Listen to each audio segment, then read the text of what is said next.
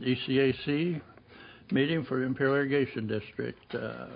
Roll call, if we would, Miriam. Mr. Sharp, Mr. Anderson, present. Ms. Carrillo, Mr. Alsup, here. Mr. Nunez, Here. Mr. Perez, here. Mr. Zendejas, Here. Mr. Nunn, Mr. Blum, here. Ms. Franklin, here. Mr. McNicky, Mr. Hernandez, Mr. Ramos, here. Ms. Ramos-Watson, present. Ms. Broughton, present. Ms. Soleil, and Mr. Bayard. Here.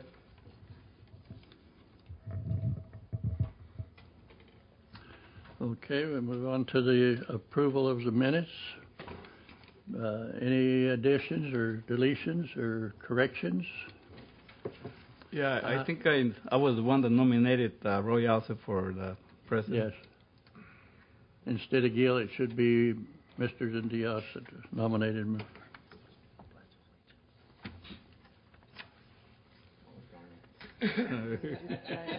We got it.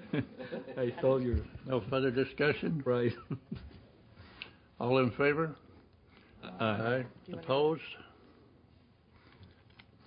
Carries. Do you want to do the Pledge of Allegiance? Do you want to do the Pledge of Allegiance? The Pledge of Allegiance. Yeah. We'll all stand and do the Pledge of Allegiance. Mr. Perez, would you lead us?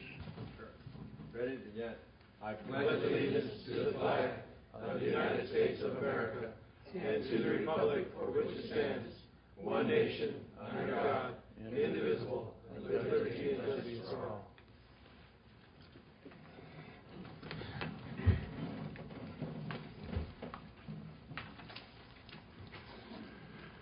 Okay. Number 3, this is a public meeting, and this is the time for public comment. At this time, you may be heard on any item not listed on the agenda. Those who wish to address the committee should come to the microphone, state their name and address for the record. The chair reserves the right to limit the speaker's time, and I'd appreciate you keeping it to under 5 minutes and a limit of 2 people. I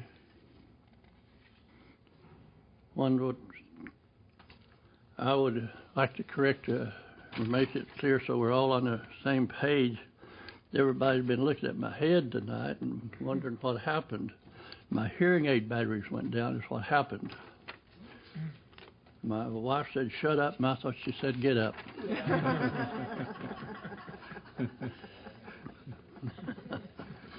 Or I had a basal cell moved off of it. You can take your pick. Number 4, new members. Miriam? Yes, tonight we have Mr. Stephen Bayard. He's here representing the county of Riverside, and he joins us. He was just appointed just this month, so welcome. And do we want to go ahead and please introduce ourselves? Can we go around the room and introduce yourself, say who you represent? Yeah, if you would. I'd like to have each of you state your name and your occupation, if you would. Some of the people up here I don't know that well yet. So if you would, I'd start over here. My name is Freddie Nunez, and I am from El Centro Division 3, and I am a supervisor for Imperial County Behavioral Health Services. Yeah, my name is Luis Zendejas. I'm from Calipatria. I small business owner. I own a Tree Valley hardware store, and I'm a part-time farmer, so I'm here representing Stella Mendoza. Brad Ramos, representing the city of Indio Police Chief. Frank Blum from La Quinta. I'm associated with Coldwell Banker Commercial in La Quinta. I'm Gil Perez, and I'm from El Centro, and I'm from Division 4, Stella Mendoza. My name is Lupe Ramos-Watson. I'm a council member for the city of Indio, and privately I own a civil engineering firm and a real estate investment company. Yeah.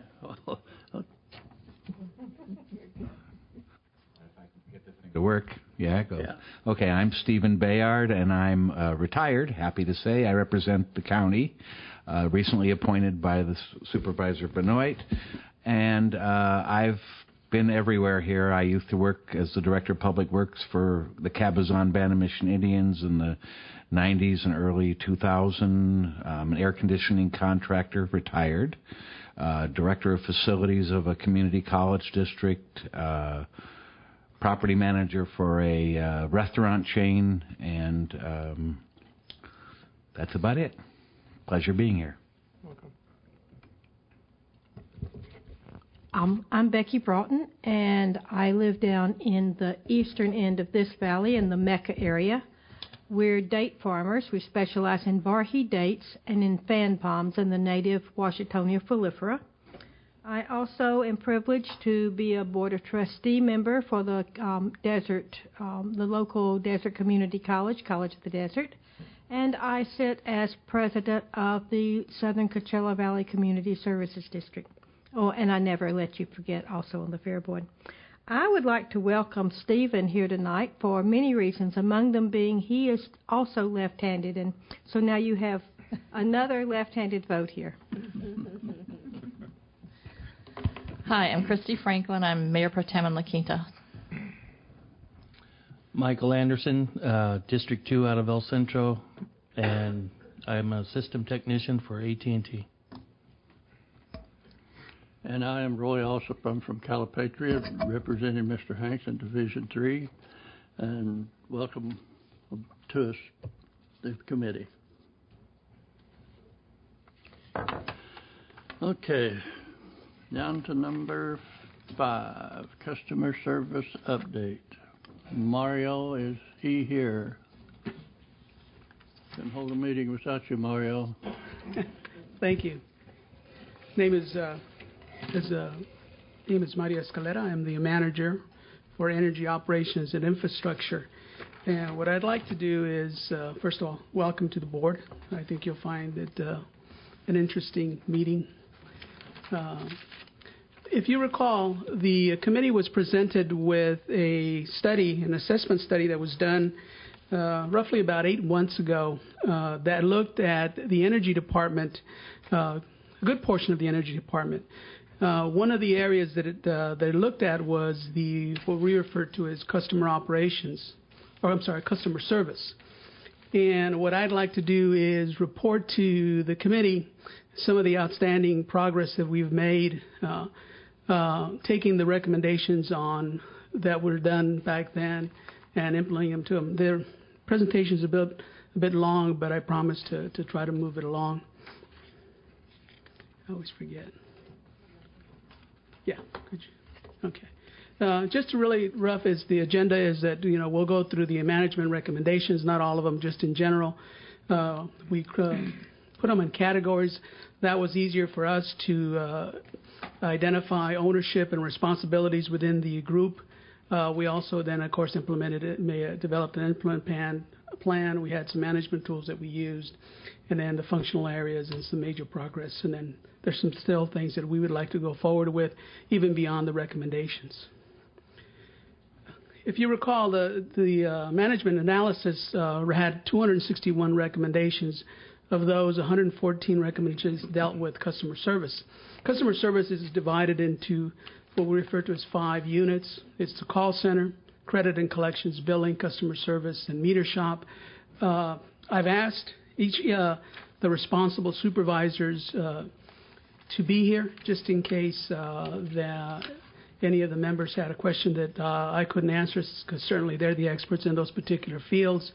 And also I wanted to make sure that, as you'll see through the presentation, they've done a lot of work moving forward, and I wanted to make sure that the credit was given to where the credit's due. The recommendations fell in one or more of the following categories: revenue, technology, performance, staff, standard operating procedures, and then process improvement, how to get more bang for our buck, but at the same time make sure that customer service was either increased or it's kept at the level that it was at. Revenue AMR, AMI, that is automatic meter reading, automated meter information, credit card fees and policies, security deposits, write-offs, credit history. Meter maintenance was also a very important issue, we've developed a repair program. Protection, revenue protection, it's something that we do, but it has not been officially documented, so we've gone ahead and actually recommended a staffing and unit to be developed for that. Technology, cooperation with IT, which is it's at the heart of a lot of our upgrades. Upgrade for IVR, that is integrated voice recognition or response. That's when you call and you get a phone and you kind of push dials.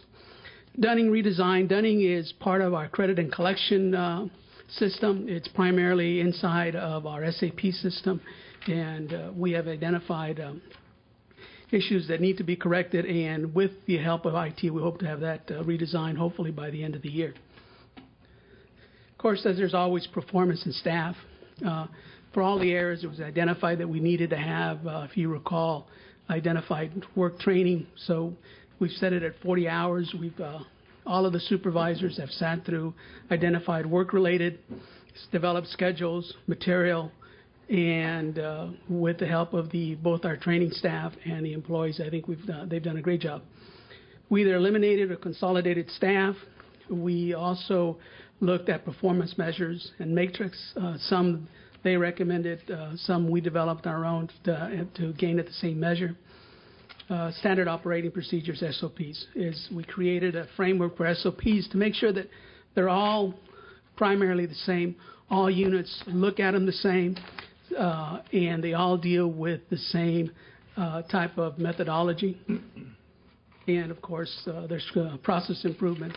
This was one of the things that we had is we've done our business for a very, very long time, but what was lacking in many areas was an actual mapping out and documenting the processes. Once you do that, then you're able to measure where you are in customer service, and allows you to, of course, increase those services. We've done some billing consolidation, or have looked at billing consolidations. I believe one of Mr. Sendejas had brought that up, is instead of getting 35 bills because you have 35 accounts, can we do that in one? And that's actually one of the things that we're moving forward on, hopefully, as soon as we get our Dunning complete, right? Okay. Meter installation, testing, exchange plans, and programs. This has been an area that the district has really lacked. More than 60% of our meters are over 20 years old. It really isn't a good idea. We feel that that's an area where you're actually maybe losing revenue, because these old meters are what they refer to as electrical mechanical. They're the ones that have the little gears on them, and they will tend to slow down after a while. Then it's adopt what they call SMART philosophy, which is specific, measurable, achievable, relevant, and time-bound. Implementation plan. What we did is we met every 2 weeks, which individual unit heads, and we gave them all an hour, or we met as a group and discussed every one of those recommendations that dealt with each one of them. And we went through what they recommended, how they were going to address those recommendations. And to be honest with you, some of the recommendations we didn't agree with because they were contrary to what we thought was proper service. Not very many, though.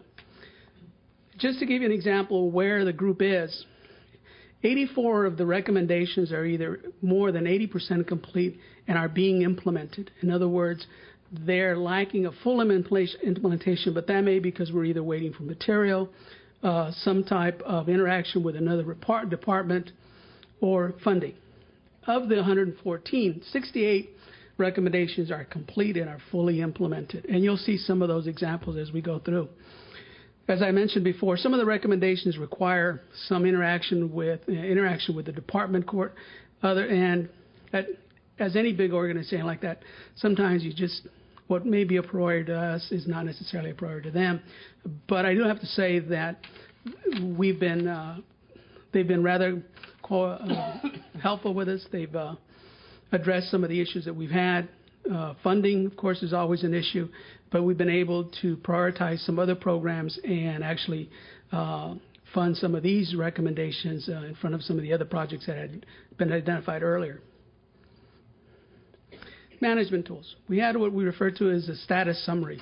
This is a document where we kind of as they documented the status and what percentage was complete, and this was updated every 2 weeks when we met, and the group, whether being all of the unit heads or myself and Mr. Bob Fugit, who is the general superintendent, agreed to their percentage of complete, or we thought that their implementation was headed in the direction that we felt, and of course the initial assessment then. We had a resolution form, which everyone used so that we would hopefully be able to address it uniformly. We also have performance matrices that we all agreed on. They were both based on statistical measures and also methodology identified in the assessment. Standard operating procedures, SOPs, these are very common in an organization, but I'm sure if you've ever dealt with a big organization, they all tend to have a little bit of a different take depending what area you come at. One of the things that we wanted to make sure was that everybody understood what they were, and we spent quite a little bit of time on this. In giving credit to the supervisors originally, we had slotted this to be outsourced. We were going to hire a consultant to come in and identify this type of work. Bob and my administrative aide and the supervisors worked on their days off to do this and actually did a wonderful job, much better than I think we would have been able to do had we hired a consultant. This is by area, and this is the call center. This is probably the one that tends to be the most visible. This is where people call in, they have a problem.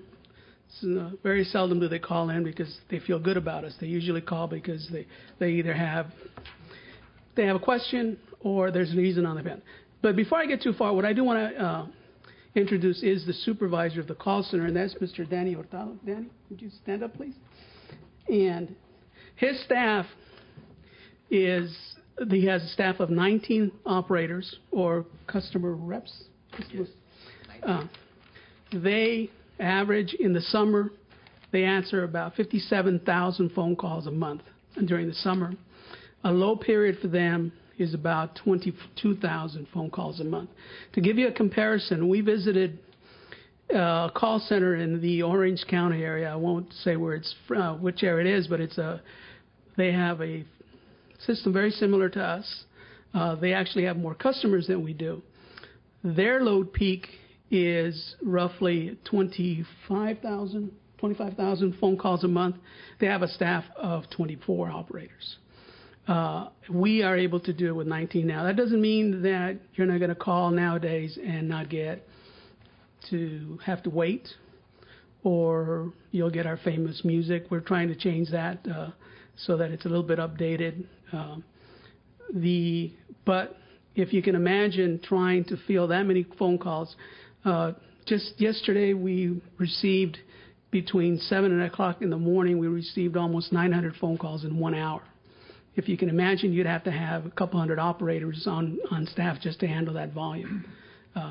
So we've set matrices on them. But anyway, back to the presentation. I said I wasn't going to talk much. Functional areas that deal with the call center. Any questions that you might have with programs, billing, payments, start and or transfer of service, you can forward contracts. Basically, it's anything and everything that you may want to deal, not just with the energy department, but actually with the ID in itself. The 800 number that you dial is for water issues, any other issues is the same ones that you deal with. Very similar to those of you that are familiar with the cities, they have a 311 number. A lot of cities, 411 is emergencies or something, but there's a 311 signal that cities use now as a number that if you have any questions on a particular city, you dial that. Very similar to that. Question? Sure. Mario, when someone calls, no, let me back up. You said they start at 7 in the morning. Is it 7? Is it a 24-hour service? Or? Oh no, it's 7:20 to 7:30 to 5:45. 5:45. So are included in that are interrupted service calls? Would they call that same center, right? Yes, they would. So what happens if they have interrupted service at 2 or 3 in the morning? Where does it go and how is it handled? It goes to our DOC, which is their distribution call center. They are forwarded through there. and then they will then dispatch a troubleshooter. So if you called at 2 in the morning, it would go through the system, our system, but it would automatically, if you called and if you were to press, correct me if I'm wrong, Danny, if you were to press energy emergency, it would direct you to the DOC, which is operated 24/7. Okay. And then they would take care of that. Thank you. Thank you. One of the things that we will have, that we've instituted, that's not on here, is we've actually now have pre-recorded messages in once we get an outage. I believe that we said anything over 100 customers? Yes. Anything that's over 100 customers, we're putting a recorded message on the system. We find that most of the people in an outage really just want to know that we know that they're out. So we've had a couple of exercises that have worked really well. And so if you have an outage in your area that is at least 100 customers over, when you call up and you're here to report, what they'll give you is a general direction of the outage. It's our location. This street to this street approximately went out at this time. We approximate that you'll be back in service X amount. And we found that to really be successful. Once we get our new AVR, we hope to even do a lot better, is actually call them people back to let them know that power has been restored and so on. This is some of the things that Danny has done with his group. He's implemented what we call feedback and communications with call agents and performance goals. This is done on a daily basis. If you can imagine trying to field that many phone calls in a day, they get a majority of things. A supervisor will listen to phone calls. And if there's anything that he feels that the agent could have done better to address the question that the customer had, he then takes care of it. SOPs, again, were created for the call center processes to make sure that as much as possible, the consistency is there so that it doesn't always depend on who you get. You know, when you're dealing with 19 different CSRs or customer service reps, you will get a little bit of variance. Some are more knowledgeable in other areas, but the idea is that you get the same answer as much as possible. We have done one thing is we've specialized. We have one special agent that takes care of all emails, faxes. They're only handled by one. They used to be handled by anyone as they came in. We found that to also be take work from the other agents. And so basically what we've done is we've given the agents the primary function is to respond to phone calls. That is the ownership of that activity. Question? Yes. What type of training do the agents go through prior to going on a phone system like that in customer service? Most of our agents have been there for a while, but I believe we put them on a 2-week intensive training then? 3 week. We put the agents on a 3 to 4 week training program where part of it is classroom training in the classroom, where they go over our policies, our procedures, our business transactions that we complete. Besides the classroom training and those hours dedicated to that, they also get experience with the different departments, billing department, meter reading and field services, credit and collection department. So they become very familiar with our, the district, and not just, our area, but the whole district and the type of business that we conduct or that we do. After that, they also do some job shadowing with an agent on the phone, a couple hours throughout the day, and then ultimately at the end, they are required to pass a test. We give them a written exam. The last one that we had was about 100 questions from all the different areas, and it was either a pass or fail to see if they were ready and that confident to be on the phone with a customer. Now, are the calls when they come in, if they're a billing call, are they directed to a specific agent, or are the agents multitask where they take all calls? And it's just random. Right now, we have the mindset as it's a universal agent. I see. Universal agent, they can handle billing, credit, field services, payment questions. Anything that comes in, universal agent, you don't have to wait to be to a specific person. Thank you. Other than bilingual, right, Danny? Correct. Other than bilingual. Excuse me. Is there a specialized form or for the email person? Do they have the same? Do they have to sit there and type the thing, or is it a menu that they pull up and email to customers?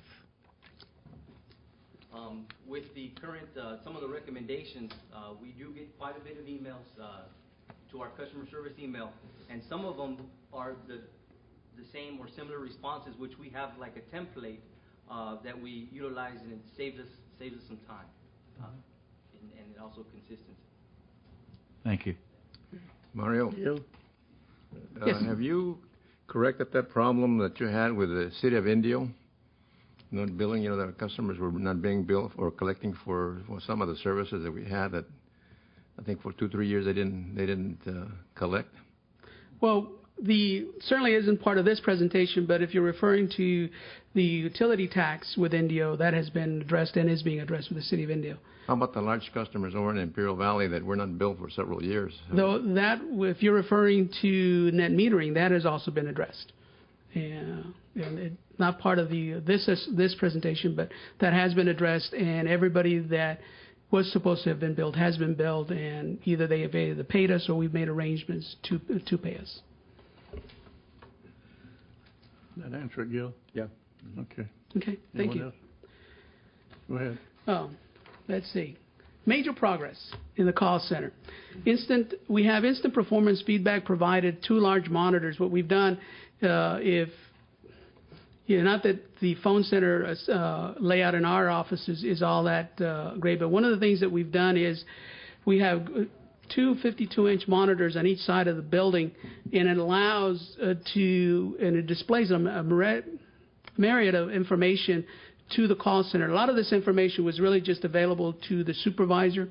What we found is that by allowing the call center staff to be able to look at real-time matrix, it encourages a team atmosphere. It makes a competitive challenge on their performance, because what it does, it displays the activities taken. In other words, it tells you the level of service, the abandonment rate, what's the oldest call in the queue, numbers in the queue. It also tells you the waiting time. It also will tells you what activity each one of the operators then. Are they taking a call from a customer? Are they what they call work time? Are they unavailable time? And it really has found that by giving them, allowing them to be in constant knowledge of what the whole team is doing, it really has picked up the performance of the whole group. And this is kind of I apologize, there's a lot of information on this one sheet, but I thought it was important to show it. This, at the bottom right hand is one of the monitors. And what you see is literally there we go. This right here, what you have is the list of operators that are on the system now. This what you have. Each one of these little symbols signifies something else. A green one arrow means that they're on the phone working with a customer. A round little circle, blue one, means that they're available. If a little pencil and a piece of paper means they're working. And then what this tells you is how long they've been at that activity. If there's no color shaded, that means they're within the allowable time. If they're within a minute, after a minute, Danny, is it a minute? After 90 seconds. Can we go back real quick? Because I think this is important. One of the things is each operator is only given roughly 3 minutes to conduct the call. That's one of the measures that we have. Now, it doesn't mean that after 3 minutes we hang up, but that is the measure that we try, because there's a lot of people on waiting to get to that operator, and so we have to kind of balance the customer service to the operator, the customer we have on the phone, plus the one that's waiting on us. So this will actually turn from clear to yellow to orange, and when it turns red, as you can see here, those 3 operators have exceeded their time. Now, what the supervisor or actually the employees will start looking at is if that gets beyond 3 to 4 minutes, you'll be surprised that they will actually also want to know why that person's been on the phone that long. And so this is in my opinion, one of the things that has really been beneficial to the group as a whole is allowing everybody to realize and this again is the performance of the groups. It tells you what our service level is, how many people are in the queue, how many people have abandoned. It gives them instant feedback how well they're doing. Okay, thank you. We wanted to show at least one of the matrices that we felt was a good comparison progress that we've made. This is a comparison from October 2009 to October 2008 to May 2009, and we took the same period, October 2009 to May 2010, and gave comparisons using the same methodology that the assessment did. And this is really one of the very important things that we have to look at. In that period, between 2008 and 2009, of the 342,000 phone calls that were received, over 62,000 phone calls were abandoned. That means that they called us, they got tired of waiting, for whatever reason, they abandoned. And this is one of the things that we wanted to make sure we got down. If you look at the same period, it drops to about a third of what it was then back then. Now, you're going to say, well, yeah, but you had less phone calls. Really, the reason you had less phone calls, because when you go to total phone calls answered, if you look at it, even though there was only 314,000 phone calls received, we answered over 200,000 phone calls. And that alone will reduce both the abandonment rate and people calling back. And when you look at just a very clear representation, the abandonment rate goes from 16% to 7%. And this is really no small feat. I mean, it really took a lot from both the supervisor corps and the employees to bring that number down. With, believe it or not, no complaints. Everybody embraced the way we were addressing the recommendations. Okay, thank you. Yeah? Okay. I'm sorry. The other functional area is credit and collections. This credit and collections, and Ms. Sherry McDonald is the supervisor, is responsible for checking and making sure that our customer is credit worthy, make sure that we collect all our revenue, dunning again, which is the process of collecting. They are responsible for the division office, such as the one we have here. They are also responsible for administrating the REAP program and any payment processes for the district. Some of the major progresses that were done in the credit collection is one of the things we have what is called speed pay. This allows you to use your credit card. We are reviewing our contract with the third-party provider to allow you to make partial payments. One of the drawbacks to the present contract we have is that if you're wanting to pay with a credit card, you have to make the whole payment.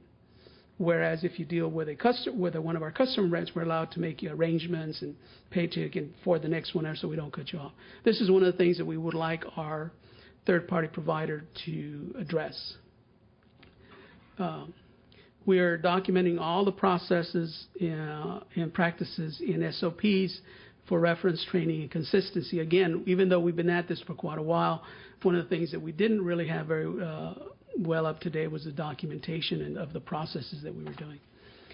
We're in the middle, or actually I think we're actually finalizing with the help from our information group. We are starting a campaign we'll refer to as Electricity Simplicity, and that is make alternate payments. I mean, one of the things that we want to be able to our customers to have is multiple ways of making payments without having to come to the division office. They don't tend to be close to any home, and we're saving the environment. You don't have to put any pollution up. They'll be honest with you, division offices are not cheap to run. If you look at the cost of a payment made in a division office versus one that's mailed in or by credit card, the difference is very contrasting. But anyway, we're hoping to have this out and have this available to our customers and try to educate them in the multiple plans that we hope to have available to them. Okay, I'm going to read this because I really don't know what exactly all Dunning does. But one of the major projects that we do have is the Dunning project redesign goals. This has been an issue with the system for years now, and we finally decided that we're going to tackle it. IT has made a commitment to get it done with us this year, or at least initiate it this year. And what it does, it just simplifies collection processes. Looks like you want to ask me something, Roy. Roy, I have a question. Yes, go ahead. I just did the quick math on the 208,000. Then I looked at if each call took 3 minutes. Mm-hmm. And how many full-time employees do you have at the call 19. center? 19? Well, actually, 15, and We have 14 full-time and 5 part-times. I come up with, I'm probably wrong on my math, but it'd be interesting because it looks like you're understaffed. Well, I think in the call center, because if each from the time it starts to it ends 3 minutes, it's 10,400 man hours, and you divide that to the 160, it shows that you should have like 50 full-time operators, actually 65. So my question is, with the amount of numbers that are going through and as fast as we're cycling, are we really hitting the mark? It seems like you may not have enough employees. One of the ways is if you were to ask Danny and the call center staff, I would think they would agree with you that they don't have. It is not an easy job. If you go there on a Monday, and I try to be there, I spend Mondays and Wednesdays down. I have an office very close to where the phone center is, and they're all busy. I mean, it's they're on the phone constantly. Now, keeping in mind that some phone calls only last a minute. Some will last 3 or 4 minutes. Some they pass along. What we try to do is we've set a goal that each operator answer at least 92 phone calls a day. 84 calls per day. I'll give you. I'll cut the baby in half and cut that in half. You still need 32 and a half employees a minute. When you do the matrix, what I have to remember though is that what you have to include is the AVR. The AVR answers some of those phone calls, and that's why it seems so many to you. The AVR answers anywhere, or in other words, the system does. That what you have is all of the phone calls that came in. So what you have to, and I'm not sure that we have it in there, but the AVR will answer anywhere from 18 to 24 phone calls. The goal is to have the system answer 40% of the phone calls. Now, one of the things that we're finding is that when you talk to other phone centers, they're actually leaning away from having the AVR be the primary communication point. And so as soon as we're done kind of getting this on hand, is we are going to formulate how to kind of fall in the middle of that to where you're not just getting an answering machine all the time. The system or the phone center that we visited in Orange County has a very unique system. They have the 24 operators, and then they have an overflow with an outside vendor, actually in Indiana. And so when it overflows and their customer wait gets to be 3 minutes, they actually will start answering phone calls in Indiana, and then they have a backup system beyond that. I hope you guys don't want to go overseas with the call center, please. Actually, we wouldn't go very far. Actually, Mexicali now is beginning to be one of the major hubs for call centers. But no, that is not one thing that we want to do because you lose that system knowledge. Question, please. Yes, go ahead. Did I hear you say that the automatic system answers 40% No, that's the goal. That is one of the goals of the assessment, was to try to get the system to answer 40% of the incoming calls. Okay. So the next question that comes to mind is, how do you know if the call that comes in is answered by an automatic system, or does the automatic system not answer, or what does the automatic system do? Maybe I should start there. Well, the automatic system it's a tree, and depending on the type of call and who you want. Oh, is that the one that says if you want to wait for 2 hours, push 3? No, we got rid of that one already. We're actually down our minimum time, and I don't want to belittle it because that is really an unfair statement. That is not what we are now.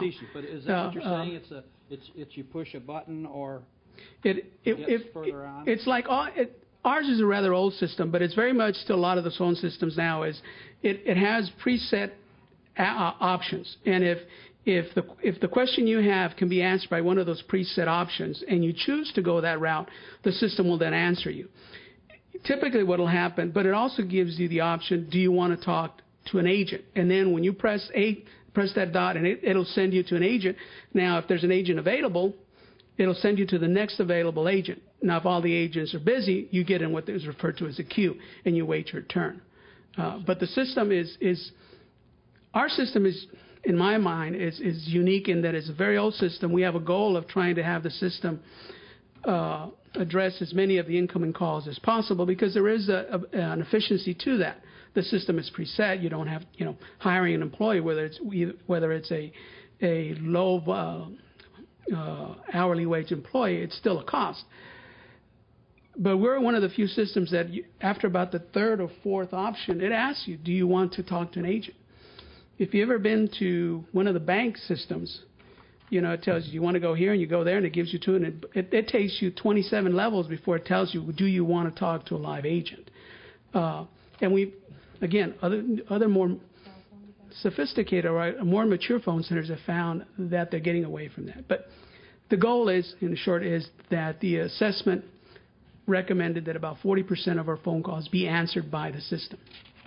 And going back, one of the things, by simplifying or allowing you to make partial payments on your credit card, it will allow you to do that on the system without having to call. Right now, if you owed us $800 and that was 2 months, you can call an agent. The agent will make a let's say that's for 4 months, because 2 months is a lot, more like 4 months, and an agent will make payments for you. In other words, they'll try to, we won't shut you off, but you got to make payments or arrangements. To try to do that on the automatic system, you have to make the full payment. And one of the things that we've been working on is to give you those options in the automated system, so you do it on the system and not have to talk to a live agent. That's really the difference. Did I get that right? Yeah. Is there any way to trick this system? Oh, yeah. There's a lot of things. You call in and you tell them it's an emergency, and, that's all we want to tell, because we don't want you guys to find out. But it's not a very intelligent system. I mean, they figure it out right away. You have another question? Go ahead. I have a couple of quick questions, Mario. You say that emails and faxes are handled by one person. Yes. How many of those would come in per day? Danny? Yes. Currently, per day, there's about, I would say, 30 to 40 emails that come in per day. Of course, more over the weekend. We're closing the weekend. Get caught up on Monday. But faxes per day, we're looking anywhere from about, I would say, 50 to about 75 fax requests. Now, this could be, start, end, transfer service, update, change in mailing address, a billing inquiry. Sure, okay. So right. we get quite a few. That person's not over inundated. No. Okay. They have time in the morning to help out with their job in the morning is to take calls until we get fully staffed. And then when the rest of the staff comes in, they're pulled aside to concentrate and work on those orders. They do have a backup person, or if they get overloaded, they share the workload. Okay, and one other question. Mario, the electricity simplicity, when is that due to come online? Rosemary has been working with us, and we're hoping to have it in the next month or so. We're pretty much there. Okay. We have differences of how much money Rosemary thinks we should spend and how much money I really have. I go with whatever she says. Mario, is the system has been improved so that you can actually talk to somebody if you want to talk to him, or is it one that just jumps you from place to place? You're never going to end up getting a chance to talk to a live person. Well, the system is still the same system that we've had before, but in the system, it does give you the option, once you've got yourself in the tree, to tell it that you want to talk to a live agent, and then once you do that, it routes you to the agents, and it's just a matter of waiting for an agent to be available. Because at one time you could never speak to anybody. From what I've known, the system's always allowed you to do that. It was the fact that there was no agents available, and that's where you would wait. If you choose to talk to an agent and there's already an hour's worth of people waiting on the line, then you're going to wait till everybody comes here.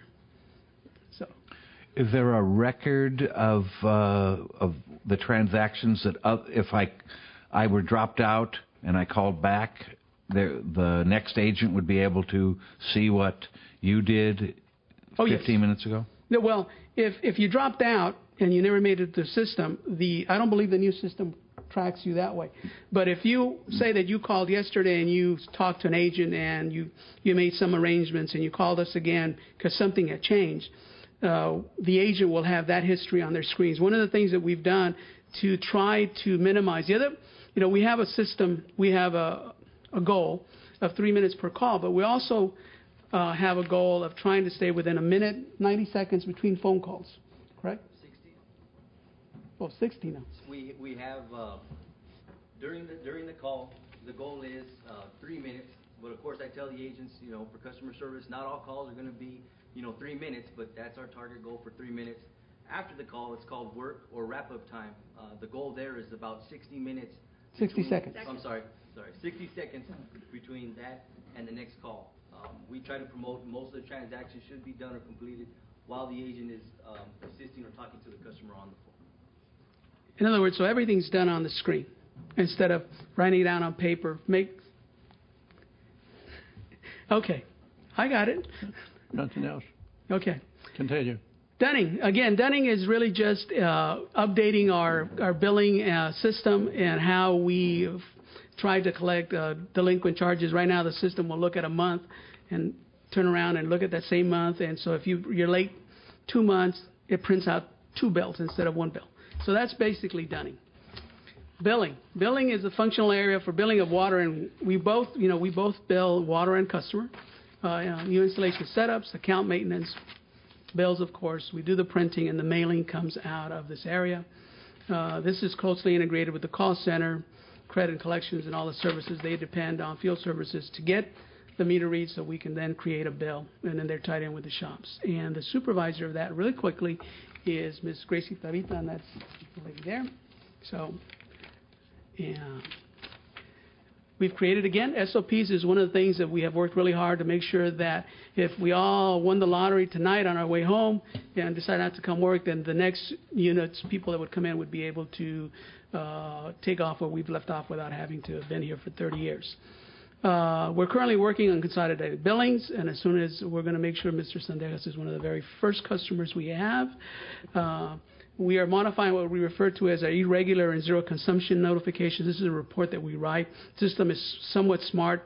It'll look at your meter, compare your readings or your consumptions, and then if they're outside that band that we have established, it'll kick you out and say you may want to look at Gil's then because for the last 10 years he's been named this. All of a sudden he has no consumption. So that's one of the things that it does. Yes. I have a question. My recent bill went to $43 for a month. Mm-hmm. Normally it's a couple $100. And you're complaining? I mean, I'd take that any day. My question is, we have not been out of town. Mm-hmm. Everything is operating normally. Pool, all that kind of stuff. It seems to me that a pool motor alone for 30 days would run more than $40 a month. Mm-hmm. I'm not concerned about it because I figure you'll catch up to whatever happened. But what could precipitate something like that? Well, you shouldn't have those variances, and this is one of the things that we're trying very hard. What could be, and we'll get that to when you have the field services, could be the length of the billing cycle. It could be just a misread. If you have when the meter reader went there, punched in one number too wrong, and it gave you it put in the wrong consumption. And so those are probably the two major things. What will happen if it's a misread? Of course, the next time around, what you're going to get is you're going to get the difference. And if it's a short cycle, it's hard to believe that you would have that kind of differences. In a short cycle, you would then make it up. So I'm assuming probably we just have a misread. We do the meter readers are allowed to do what we call estimations, but they're only allowed to do less than 1% of all reads. And they could have done that, but typically he will estimate what you had last month, so he would not have that variance. Well, I think what I was getting to, when you have a situation like that, you mentioned earlier that if there's abnormalities in the read or whatever, it would kick it out. It will. Wouldn't that have been kicked out? Well, and may have already, and so what it'll trigger is what we call a reread. And billing will actually send a notification in the system to the field service side, where the meter readers are, to please go and reread that meter because they feel that there's an error in how we read it. Oh, but the bill would still come to me? Oh, yeah, the bill still comes to you. Okay, Yeah, I see. It doesn't stop the system, it just... No, it doesn't Okay. stop but it just triggers us. And so I would assume if that was that kind of differences, we've probably issued a reread. Am I correct? Yes, okay. Okay, all right, thank you. Where was I? Okay. Again, we are consolidating. We're changing out the existing mailroom. We're trying to make it more modern. We're introducing intelligent barcodes. This will help us with some of the address issues that we have, and also is actually a requirement of the post office now. Customer service, field services. I'm sorry. These are the functions. These are the meter readers and the field reps. These are the guys you see out and about. One area is, of course, they read the meters, and their primary duty is just reading meters. We have field representatives, which may read meters at times, but they actually do the disconnects and connects. They're the ones that actually have to deal with customers on a face-to-face basis when you're disconnecting them. And we're actually here. We have two areas. We have the La Quinta area, which is Jose Hernandez, and what happened? And Phil, who wife didn't let him come up to La Quinta, and he's the other supervisor. Of course, they're responsible for meter reading, move-ins, move-outs, rereads, which would have been in your case probably a reread because there was something wrong with they felt the system. They will check zero consumptions. They'll disconnect. That's part of the unpleasant. The field reps will tell you, they've been threatened with guns, sticks. There's times when we've had to have police escort to go and disconnect the customer. And then there was something else we did, but I forgot to read it. Oh, I'm sorry. They connect, the positive part. Field services. This is one of the things where we have a lot of information, and so one of the things we've done is we've looked at that methodology. Why do we do it? And we've created performance matrices both for the meter readers and the field meter readers. This allows them to have something to shoot for. We tell them we shoot for 40, what they call 40 notifications a day. That means they have 40 different sites. We've identified the number of meters that they have to read during a specific run and day. And then, of course, we work with them as much as possible to get that. We're trying to improve their equipment as we can. We're providing the 40-hour service. We are implementing I will be real quick on this, is Route Smart. It's a new system that we're pretty close to implementing, which they're on site now.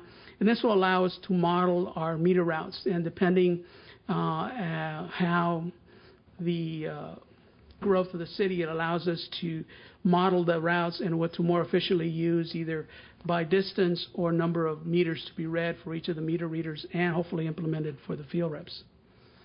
One of the things that we're also working for them is in our 40 hours, and these are the 2 points I want to make, is customer service. We're stressing to them that they are the face of the district. To a lot of people, other than the office staff, this is their only connection to the district, and we're working on that they should be properly attired. Major progress. And we talk about it. There was a reduction in staff. This is when we had 2 staff reductions in La Quinta, 1 in Imperial Valley. One of the things we have done, though, is meter readers are now, they just read meters. We had them doing other things. We've actually taken those responsibilities and spread them out through the system. Again, as mentioned before, we're working on it. Digitally, and I think we've got some very good metrics for accuracy and the quantity and quality of the work. It's important that we read all meters on time, because really the whole system is dependent on that. If a certain route isn't read, it affects billing, which then affects when you get your bill, and affects when you pay your bill, and then ultimately affects the cash flow of the company. It's a meter to cash to drawer or something? What is it called? Meter to cash, yes. Field services. We also had some staff reductions. These have not been easy because particularly with the times that we have now, they tend to have been a lot more busy now with a lot of disconnects and connects with people either moving in or moving out of their present homes. We've also staggered what we call service stacks. Those are the dispatchers to allow them to not delay any of the work as the field reps move out of the offices. Boy, I'm getting tired. Yes?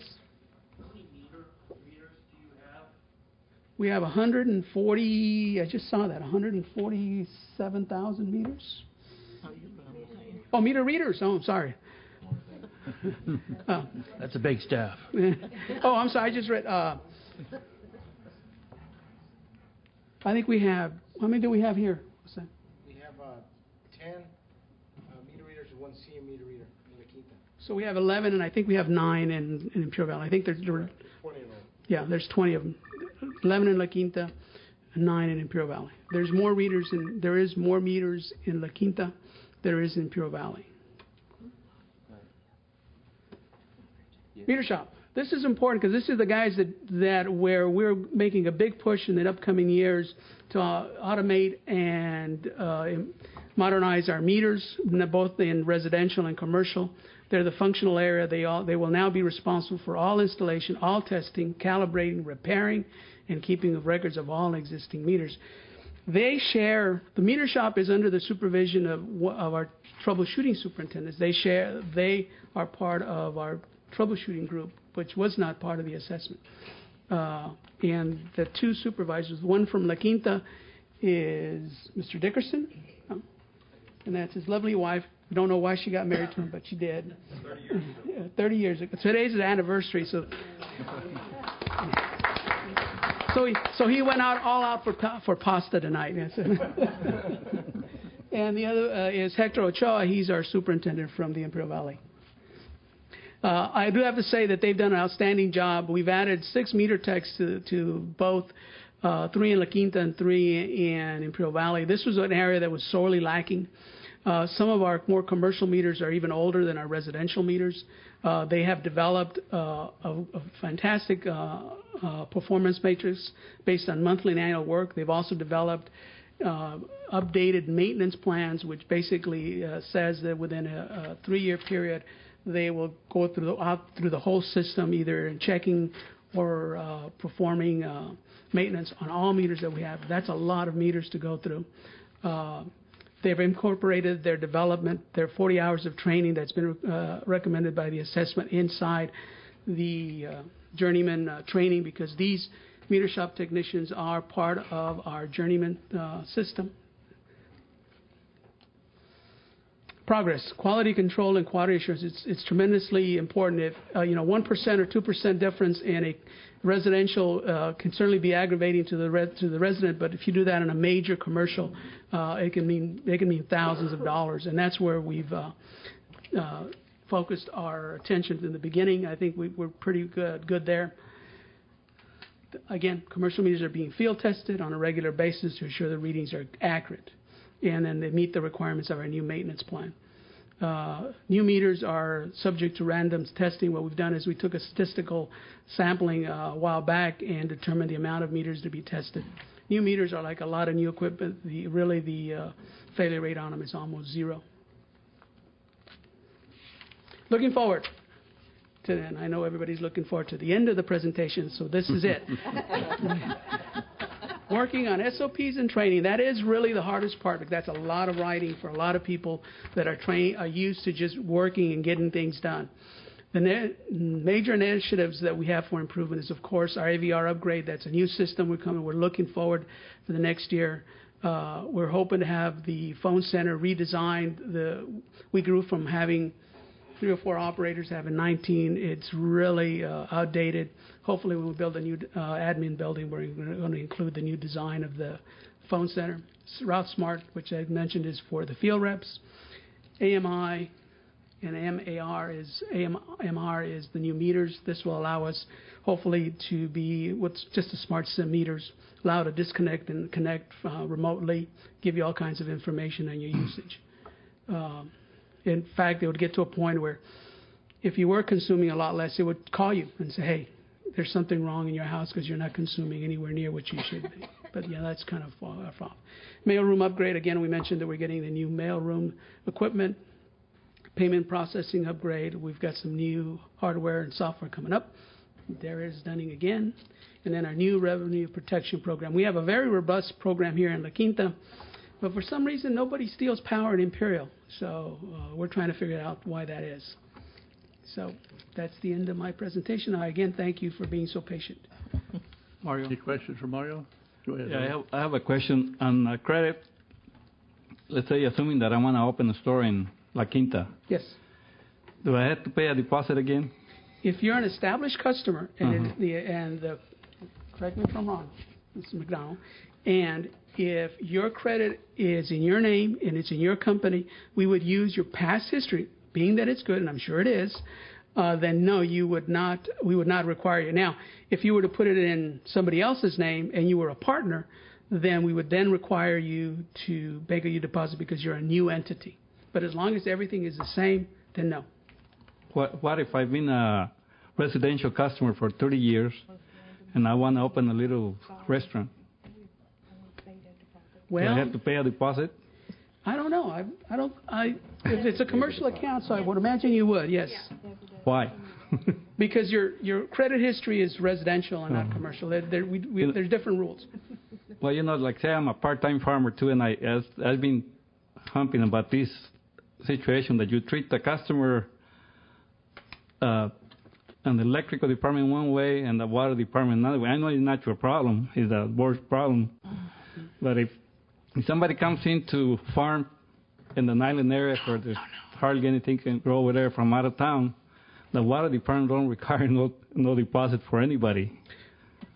So that's my problem that I have, that you treat a customer, an electrical customer one way that is trying to do some business, and you treat a farmer that is, you don't know if he's going to go broke or not. One of the main differences, Mr. Dejana, because I asked this question having come from the water department, why there was such a difference, because I knew that in the water department we did not ask for a deposit. Again, correct me if I'm wrong, but one of the main differences in the energy department, if you have a business and you rent the store and you go bankrupt and you owe us $2,000, when you leave, that allows that customer, that owner of that building, to re-rent it. They are not responsible for that $2,000. You are. And in the water department assesses the gate. In other words, if you lease your land out and then your renter leaves and owes the water department money, they will assess the gate, which is your gate, and you end up being responsible for that account. But that's kind of the way I understand it. Did I get it wrong? That's correct. That's the biggest difference, is the ability to assess. Theoretically, the same way, electricity flows into a building, and you can put a lien on it just the way you put it on the... You cannot. No? You're not allowed to lien because the contract is with you, the person. Uh-huh. And that's the biggest difference. And you don't want that, because you rent your store and then the guy leaves, we're going to come back after you. You would have no way of doing that. Yeah. Can you imagine the rent people that have apartments and stuff? They leave out, they'd be liable for all that electricity. But that's my understanding. That's the biggest difference. Very good. Any further questions, Yes. Mario? Yes. Mario, if I were to install solar panels in my home, yes, then you would be putting in a smart meter for me, or no? Well, they have a whole different type of meter. They have I'm not the solar expert. Certainly the next gentleman coming before me could probably answer that better. But there's this different type of meter, but they are smart. Now, how smart they are depends what you want to do with them. Okay. Well, I guess I'm just wondering, in order to calculate how beneficial this would be to me, how do we have two meters? Is there one that reads the solar and one that reads the regular energy, or because I've been reading a lot about the smart meters having to be replaced? Yes. There's what they call, some installations have what they call a production meter, which reads just the production of what your solar panels, and then there's actually a meter that's the utility meter, which is reading your consumption, and then they net those out, net metering. Okay. That's one of the things. They also have single meters that will actually run backwards. If you're producing more power than you're consuming, it runs backwards, and so your account is being credited. If you're consuming more than you're generating, of course, it runs normally, and it kind of balances out. Those are the two type of systems that I'm familiar with. There's a debate going on, or question around, is when do you need a production meter, when do you don't need a production meter. Some of it is depending on the size of your system. Dr. Koch, which is the next gentleman, is very high on solar, so he'd probably be able to give you a more better answer than I ask would. him that question. Thank you. Anything further? Mario, on the smart meters, I see San Francisco and some of the area in the north parts having lots of problems with them. Are we really pushing for them, or are we kind of dragging our feet, waiting to let them work the bugs out and then look at the market a little more serious? Yeah, that's exactly what we're doing, is that we are, what a lot of major utilities did is they went full bore with a smart meter system. And they ran into a lot of problems.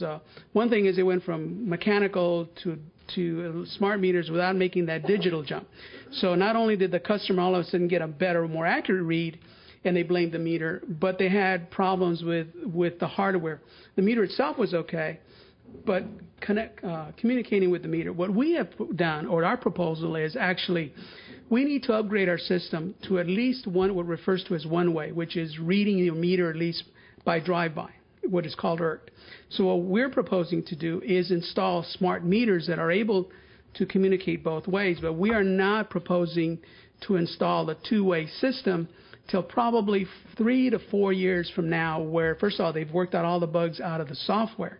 And so basically we'll have all the meters installed, then we'll go to a smart meter system. So they cost a little bit more than a regular ERT meter, one-way meter, but we got to do it anyway. So my long answer is yes, we are waiting. We're being very, very pragmatic about how to approach it because it's a big investment. Mm-hmm. It's about a $20 million investment. Yeah. Okay. Anything else from Mario?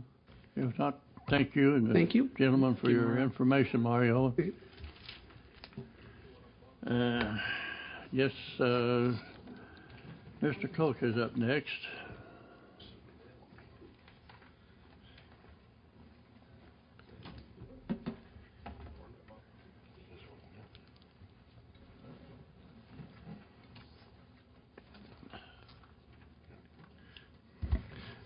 Good evening, Commissioners. I'm David X. Koch, the Energy Manager, Resource Planning. I'm going to talk to you tonight about our transmission expansion plan.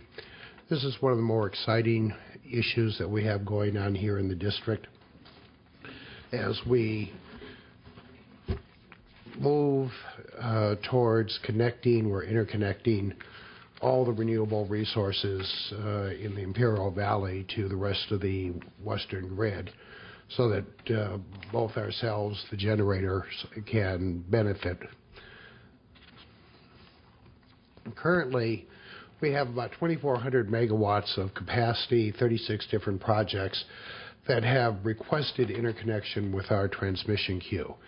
In other words, they want to move from wherever they're generating out of the Imperial Irrigation District's control area, which includes the southern half or eastern half of Riverside County, into primarily the California ISO, which includes San Diego, Edison, then all the SCAPA cities, and areas like LADWP and SMUD and PG&E that wish to purchase some of the renewable resources out there. Currently, we have 0 transmission capacity available. When we built our capacity back in the late 80s, we built enough that we could export just under 680 megawatts per hour, but this capacity is used up by the existing geothermals. Now, the primary issue is how to identify and pay for this transmission upgrades. Last meeting, President Alsep said we're going to have to pay for this. That is not the position of the board or us. Our position is the only one who's going to pay for it is the generators. If the generators are not willing to pay for the transmission, then we're not going to build it. Okay, so the generators are the ones who are on the hook for all of this, that IID's ratepayers are not in any way, shape, form, or color investing any money in the transmission expansion necessary to bring this generation out. We'll benefit from it, but we're not willing to invest the ratepayers' money on these potential transmission projects, where the true transmission projects, potential generation. Now, in the past, a generator would come to the district and request that we interconnect them with the system and then export the power. There's two primary places where we export power. The Imperial Valley sub down south of El Centro and Devers substation up in the Palm Springs area. So we move from Coachella to Devers.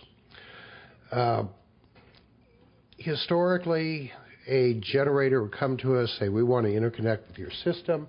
We would interconnect with this, we would tell them how much it would cost to interconnect, and then we'd say, in order to get transmission to be moved out of the system, it's going to cost you X millions of dollars.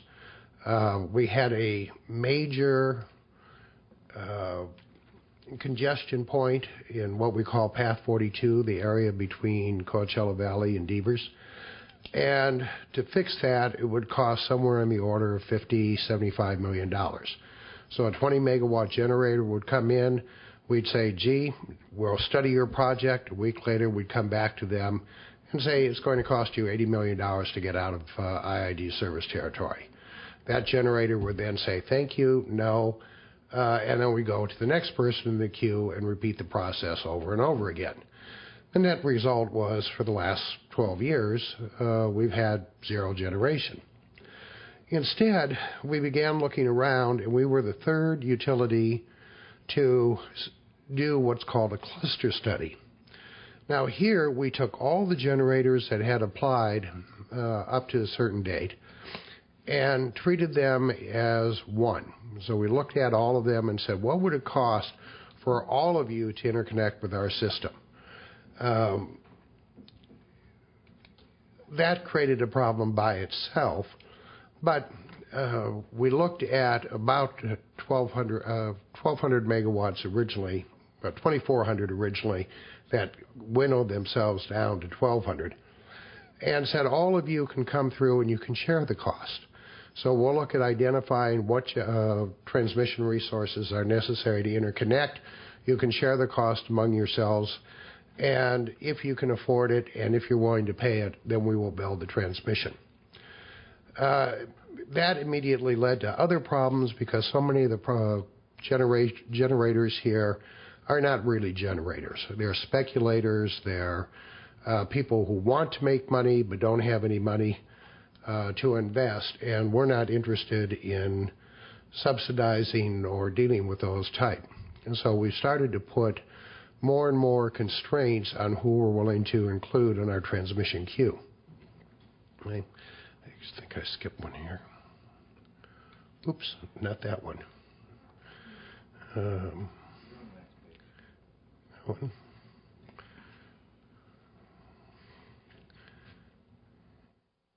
Okay. So we looked at the cluster, identified all the generators that would be qualified to get into the cluster, identified a cost. And to give you an idea, our initial cost of building the necessary transmission to meet the first set of generators was a little bit over $500 million. That, on average, a 50 megawatt generator would have to pay somewhere in the order of $25 million in interconnection fees to the district. That was our first go around. That immediately led to still quite a number of the generators dropping out of the queue. So we started looking and used, to my knowledge, we're the first ones in the nation who use this ability under some of the FERC rules to ask every other generator if they wanted to move up into the queue. So we then turned around and said, hey, you were in the second queue, or the third queue, or the fourth queue. We will move you up into the first queue if you want, okay, into the first cluster. And you can come in, and by doing that, we're not going to build any additional transmission, but we will allow you to get your transmission to market earlier and probably reduce your cost of getting there. Okay. Now, doing that, we've identified the transmission upgrades necessary to export about 2,100 megawatts of renewable energy. But, as I said, the cost for the remaining generators rose. And so we turned around and proceeded with other study results, adding more generators to the queue and looking at where we likely were not going to have any generation being built, because primarily solar is not viable in today's market. So the solar generation we kind of threw out of the queue, where we didn't throw it out, but it dropped out of the queue automatically. So we combined these and began working with generators so we could build all of it, get it started by the end of this year, and make sure that we have it all completed by 2013. Okay, that is our goal right here, to make sure that we have somewhere in the order of 15 to 2,100 megawatts of transmission capacity built and out in the marketplace in the next 3 years. Okay. Now, in order to start lowering the cost, we allowed these electrically similar generators to move up as long as we did not affect the original timeline and we did not change any of the transmission projects that had to be built. So we would not go out and build a new transmission line that would add additional cost to other generators. Okay? And in doing that, any generator that can interconnect with the new lines and are willing to pay have been invited to participate. This means that the costs have gone down. Instead of being on the order of $25 million per 50 megawatts, we're down in the order of $10 to $12 million per 50 megawatts. And we're not changing the timeline that generators can have here. Okay, so we're moving forward as quickly as we can, but we're not waiting for generators to come through. Okay, now, here's our system, hopefully. It takes just a moment.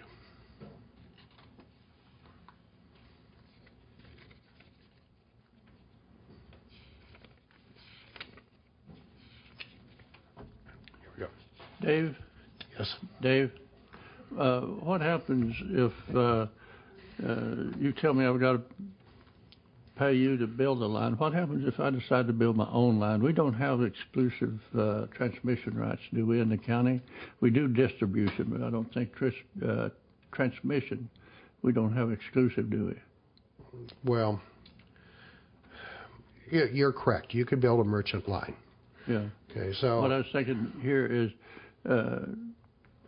well, it's the west side of the sea, from Westmoreland to county line. There's a lot of vacant land out there that could be wind under those windmills, maybe solar. Are you talking this way?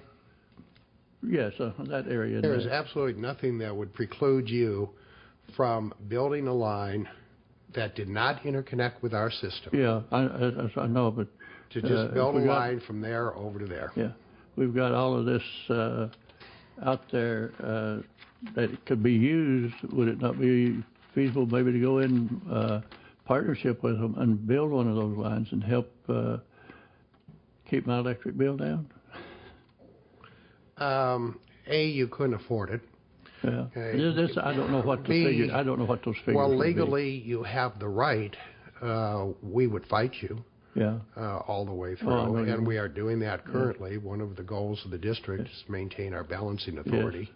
There's a tremendous number of people who want to build from the North Gila area, straight up here to Devers, yes, and interconnect with all the generators through here. We're doing our best to make sure that never happens. Yeah, I know we're getting ready, or maybe already working on that west side over there from Island Stub, I guess it is, up in here someplace.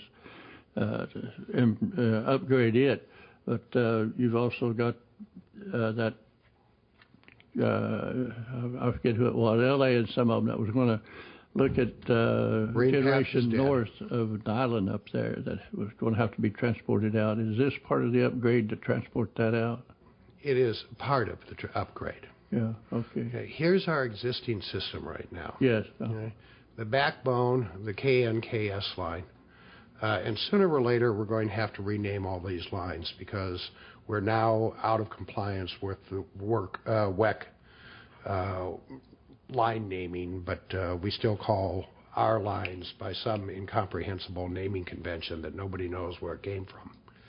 But this line, KNKS, going up from here, this is the backbone. Okay, this is a 230 line. There's our 500 system that comes in from Palo Verde to Blythe. This is the San Diego Edison line. And the San Diego lines coming through both the Southwest Power Link and Sunrise the next couple of years that interconnect down here. Now, we have to get either to here or to here to export power. There's some capability, very limited out here, but most of our power flow is north and west. Most of the generation is obviously in this area right here. There was a tremendous amount of solar that was going to be developed here. Most of this is disappearing at this point. There's some small amount out here. There's some solar up here. Very little of it is actually north of the Riverside County line. Almost all of it's in the Imperial County area. Yeah, the west side there, they farm that almost all the way to the county line. But you got that valley back in toward the Borrego Springs and there into San Diego County. And this has got to be, if it's developed, it's got to be transported out somewhere, some way. And I would think that it'd be cheaper for them to bring it east and join a line on the west side of Salton Sea and transport it and fight that Borrego it's actually Borrego cheaper. Desert. It's cheaper to come south. Okay, that it would not. It's not that our system is where the first line would be so cheap. It's that San Diego doesn't have enough capacity on any of their lines in order to take it. Yeah, so. The other disadvantage is since SDG&E is in somewhere with this green energy, I'm thinking they're going to start developing this over there. Even the cost, it's going to have to be because of the state's requirements by 2020, I believe it is. We're going to have to get it somewhere. Depends on who wins in November. Hmm? Depends on who wins in November. Yeah. Okay, if you have one of those bad Republicans, then you're not going to have to worry about some of the greenhouse RPS and greenhouse gas rules. Okay, if you keep an intelligent, constant democratic point of view in place, then we'll keep those type rules. This is some of my concerns. Is that a personal opinion, Dave? No, that was fact. This is my concern is if all of these people come in here, they start building their own lines, then are we going to be losing revenue? We're not going to allow that. If we could joint venture with them. We're not going to allow them to build their own lines, nor are we going to joint venture with them. Yeah. They have the right. I know. We have the right to fight it. They have very little capability. Regardless of where they're building, you already see it down here, people who want to bypass our system and interconnect directly to the ISO at IV. We can't stop them, but we don't have to make it easy for them. Right. And so we're not making it easy for them. Okay. Okay, anybody else have anything for Dave? If not, go ahead. Thank you. Okay, now this is our system currently. Okay? Now, what we're going to do over the next couple of years, spending this roughly $300 to $500 million, is upgrade, hopefully, if our system jumps, it's supposed to move.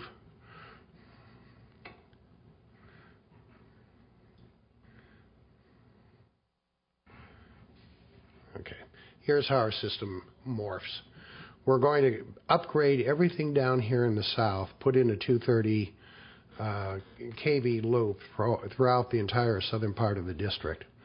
We're going to add a new 500 line from Midway up to Coachella and then over to Devers, and then upgrade most of our 92 kV lines to 161. The only weakness of this system is this area right here along the west side of Salton Sea. But with this system, we can export somewhere in the order of 2,100 megawatts to the ISO. One of the problems that we're finding right now is, well, we can export the power, the ISO cannot accept the power. Okay, so we are going to only guarantee that we can get the power to Devers and IV. It's up to the ISO to figure out how to get it back to their service territory from those points. But as we've been working with the different developers, we're finding that the ISO is so far behind us that we may be done well before they are. But that we'll see when that happens. Okay, this type of a system will give us our capability to build these roughly 21 or 22 different plants. We estimate that the initial construction impact will be somewhere in the order, somewhere in the order of 6,000 jobs, construction jobs, and then long-term jobs somewhere in the order of 4,000 jobs. When you're looking at an economy with a total base of somewhere in the order of 55 to 60,000 jobs, we're looking at a initial increase of around 10% of the employment base, plus an ongoing somewhere in the order of a little bit less than that, 7%, 8% increase in employment, direct employment. But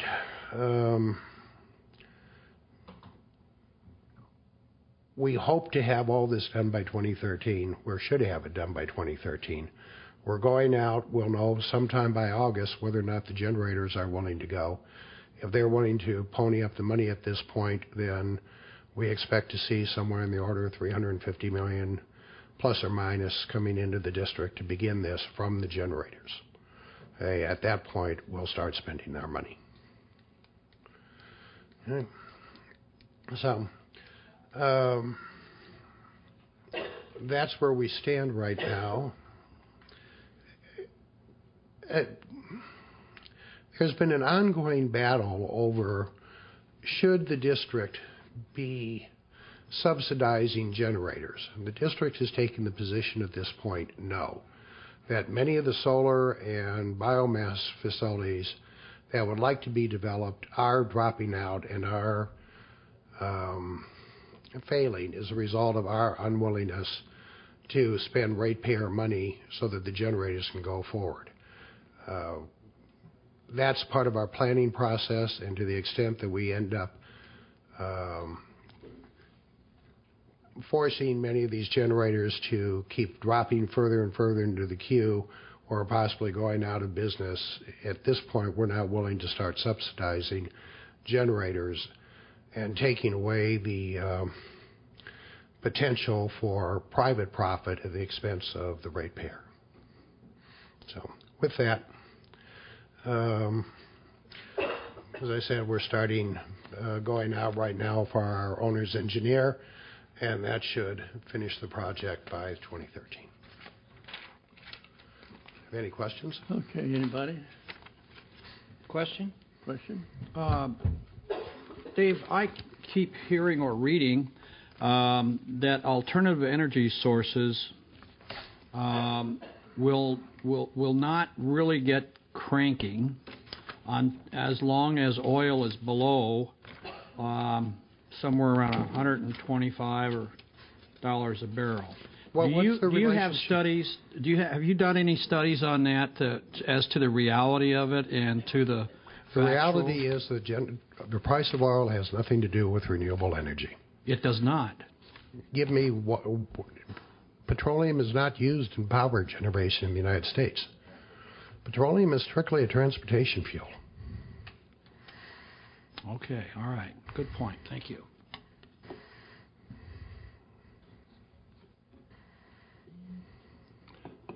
Okay, thank you, Dave. Moving right along, I guess, Miriam, you're up next. Good evening. My name is Marion Champion. I'm the ECAC coordinator. Last meeting, the committee asked me to prepare a couple items for them. First would be a report on the vacancies. We still have 3 vacancies here on the committee, one in Division 1 for Mr. Director Micah Bodies. That would replace Mr. Desert. The second one we have is in Division 5, which is Director Anthony Sanchez, and that would be replacing Mr. Cervantes. The third one is the City of Palm Desert / Rancho Mirage. They share a delegate. I have been in contact with the City of Palm Desert and Rancho Mirage. They have proposed that we bring on a gentleman named Martin Alvarez. He has taken on the position of Pat Conlon for the city of Palm Desert, which means he's heading up their energy efforts. And as most of you know, the city of Palm Desert's been very aggressive in that area. We have one issue with that, though. He does not reside within IID service territory. And I'm here to ask the committee if they would like to think about revising the bylaws, if they would like to send the message back to the city. What is the committee's preference? Comments? Marion, I don't understand where their district is. I mean, are we talking about a little part of Palm Desert and a little part of Rancho Mirage, or are we talking about a substantial part of those cities? It's a very small portion, mostly unincorporated county area. 400. It's 400 people. It's 400 meters. Yes. But if it's unincorporated county, it's not part of the Palm Desert. Well, it's like the Sun City area.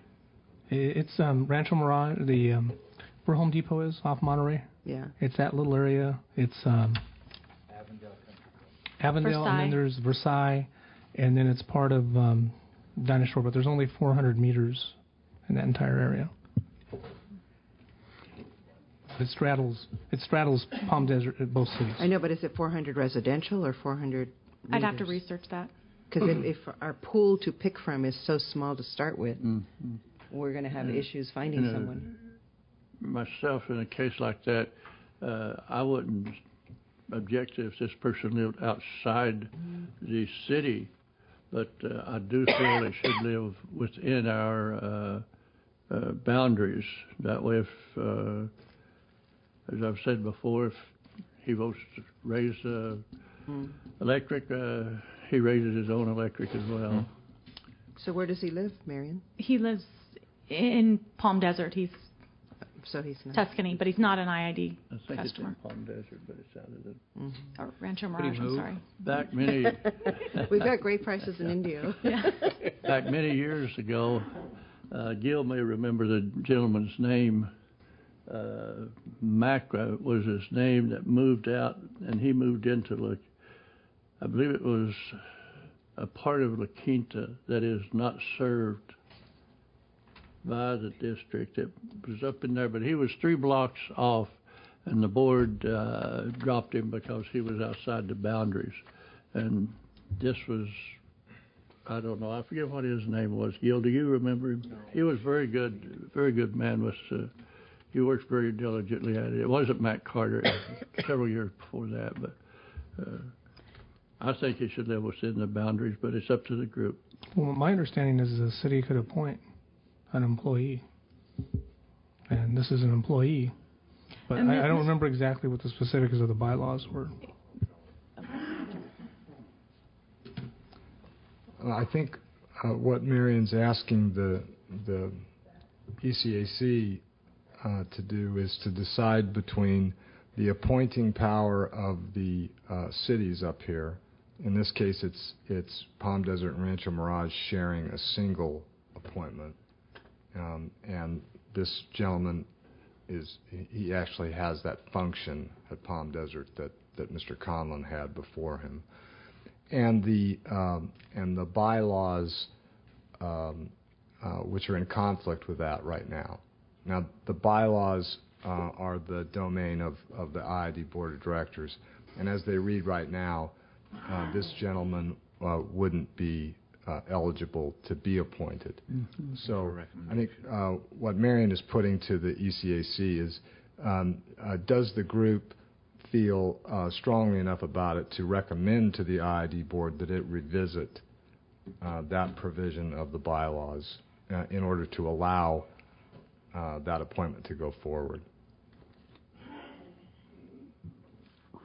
Comments?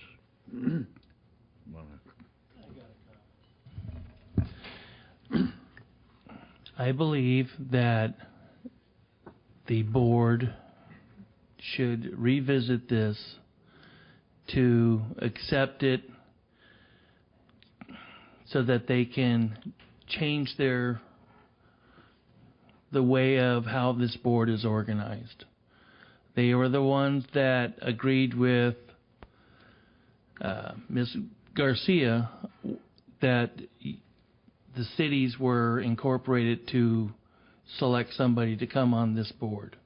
So I think this issue should go back to the board so that they can review this and so that we can move forward. Can I make a motion? What's their pleasure? Yes.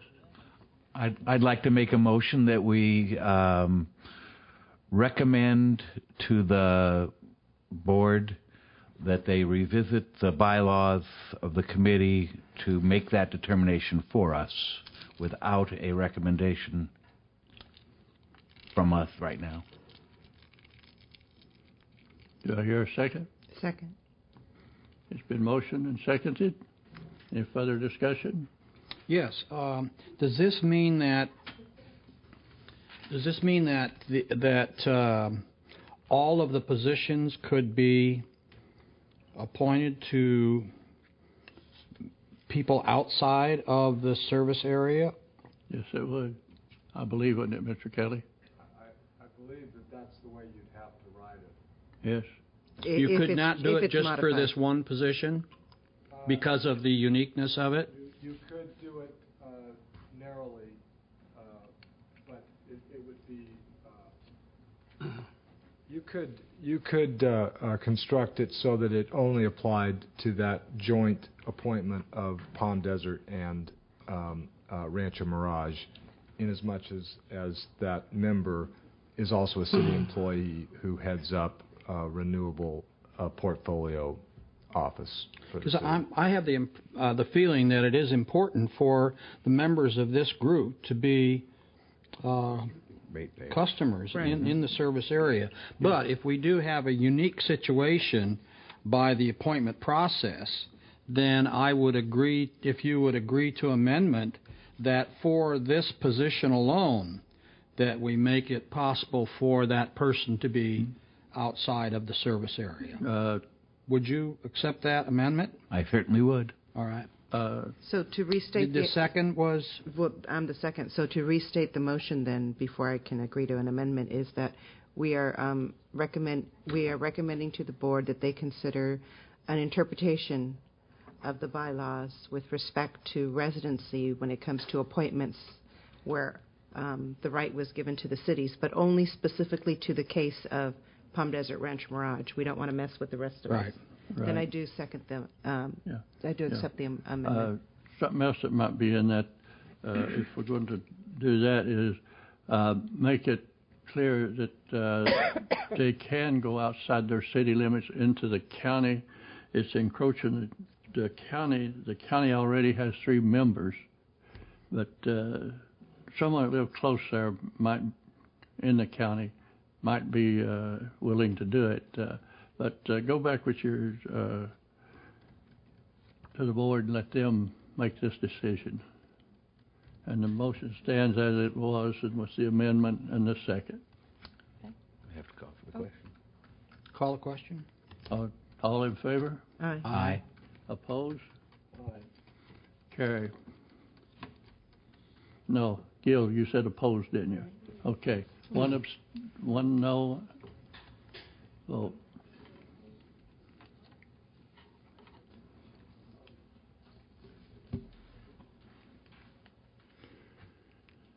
And you'll have something for us next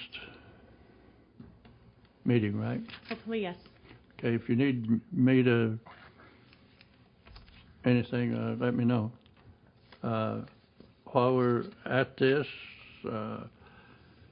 we also need to do something with the bylaws on the terms. Miriam tells me if we noticed on their attendance record, everyone's term, all 20 of us, ends 2012. How'd that happen? I thought we were all appointed. You were all reappointed at the same Yes, time. they're supposed to be appointed 4-year terms, and somewhere I know somebody looked at it but didn't see it, and it got put in that way. And I would like myself maybe get the committee to work on it or whatever to recommend to the board in that case. But our bylaws, I think, state, if we read them, that the way it is now written, each year 10 members are replaced and 10 years the next year. So that would be a 2-year term instead of a 4-year term, as stated in the bylaws. That, I think, is again something that was just somebody looked at and didn't see what they were looking at. It says the committee is divided into 2 equal groups, with each group having a 4-year term. So the approximate 1/2 of the committee is appointed, or new positions will be appointed equally among the 2 groups. Appointment of these new positions shall be for 2 or 4 years, respectively. Upon completion of the members' terms, the represented directors or council supervisor shall appoint or reappoint the equal persons of 4-year terms, and equal members resign with each year being appointed. So does that not say that 10 would be appointed every year? Who? Who would be appointed every year? 10 of the members. That's the problem right now. If it doesn't, we all were appointed at the same, or you were all appointed at the same time when we reconstituted the group. And so right now, if you were a 4-year term, you would all expire at the same time. So we need I would like to see us maybe take, I don't know how we would do it, but we have 4-year terms. Each year appoint 5 people. That way we don't lose half of the knowledge of the people. Should 10 of them be removed in 1 year, it would be 5 each year. I don't know how we get this done, but that's the reason I'd appoint a committee and let them have it. But so what you're saying is that you think that there should be that someone's position should terminate every year, or would you think? No. Do you see it as every 2 years? No, you would be. Every 2 years is much easier. Would be up this year. You were reappointed. It would be 4 years in before the 4 of you would. Okay, so and then you see it as every 2 years there'd be a stagger. I'm trying to understand whether you want to stagger every year or every 2 years. Well, after it can be done either way. It would be 4 years after. That's the entire there term. Is another 5 the next year. That is 10 of us, and then 5 the next year and 5 the next year. Then it would be your turn to be reappointed. So every year there will be some turn. I'd like to chime in on this because I know how the cities operate here in the Coachella Valley, and the county does as well. We evaluate appointments every year. Yeah. So if something needs to be done, I would suggest that you do it with the Coachella Valley people, because we evaluate every year anyway. And I don't get to sit here because I feel like it. I'm here because my city says, Loopy, go sit there every year. On December 6th, they tell me. I have to bring her. So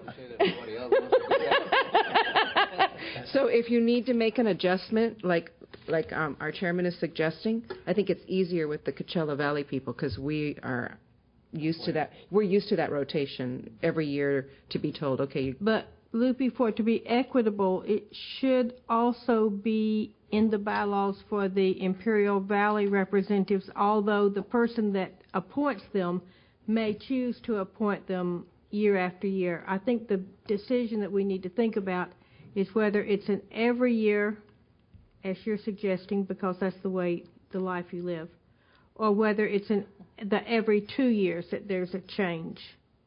And other than that, it's really a very simple matter of assigning numbers and drawing lots. Yeah, it could be 2 years, but I'm just saying this first time that we do it, that we need to get staggered. To get on with it. Do it with the Coachella Valley people because we're easier. And then after that, we all cycle Imperial Coachella, with the regular terms. I have a suggestion, but I need to write it down. This is why I suggested maybe we get a committee to do it and bring it back next time, or maybe Mr. Kelly would like to work at it. Let me send a suggestion to Marion. Marion can clear it with council. then she can send it out to everyone, and they can give their comments and give it back to Marion, and that way we don't infringe on the Brown Act in any way, but everyone gets a chance to give their comments. Does that work? I don't know. We're not talking to each other. We're sending it to Marion. If it meets, if you think it's appropriate, those bylaws were, I think that the initial draft was produced by the legal department, and if the IID board is going to be taking up this revisiting of the bylaws in the case of the appointment by Palm Desert and Rancho Mirage, would the committee like for legal counsel to redraw that provision that you're speaking of in terms of staggered terms and bring it back to you for some sort of action to be presented to the IID board? I think that's a good idea. Yeah, that'd be fine. Okay. Anything further? Yeah. Okay. Chairman, I'm looking at the attendance, and it appears that there's another individual that needs to be looked at, and that's Mr. Sharp. Between our last meeting and this meeting, I tried to contact Mr. Sharp several times by phone and by email, and I didn't get a response, unfortunately. I also tried to contact Mr. Nunn. He is a pastor down in Calexico, and I believe his church was condemned, and he's been pretty busy since the earthquake, and so he sends his apologies for not being here tonight, but he's just been extremely busy. I think Division 1 will know after the election. So it's kind of a moot point. What did you say? Well, Division 1's a moot point. We'll know after the election tomorrow. So that it's a moot point, and I believe that's Mr. Abadi's reasoning for not. Well, yeah.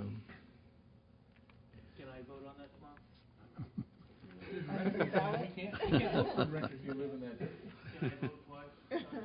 But I think in this particular instance of Mr. Sharp, Mr. Abadi should be notified of whoever is his replacement to appoint somebody else that will attend.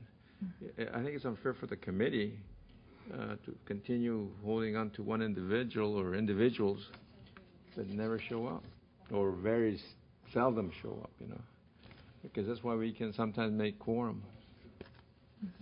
And that's happened before in the past. So I move that the committee chair, who directed to Mr. Abadi or the board? Well, Mr. Abadi, as of tomorrow, is gone. Yeah. Well, I mean, Mr. Abadi serves until. Huh? Well, so, all right, I stand corrected. What to the? Yeah. No offense to Mike. We'll do it. Lame duck, I guess. No. He serves till December, so we could send him. Yeah, we can just send it to him. That he's been absent, and according to the bylaws, that he needs to reappoint somebody else. That's it. That you recommend replacement. That's my motion. Okay, we have a motion and a second. Any further discussion? All in favor? Aye. Opposed? Unanimous. I do notice on this that there is one,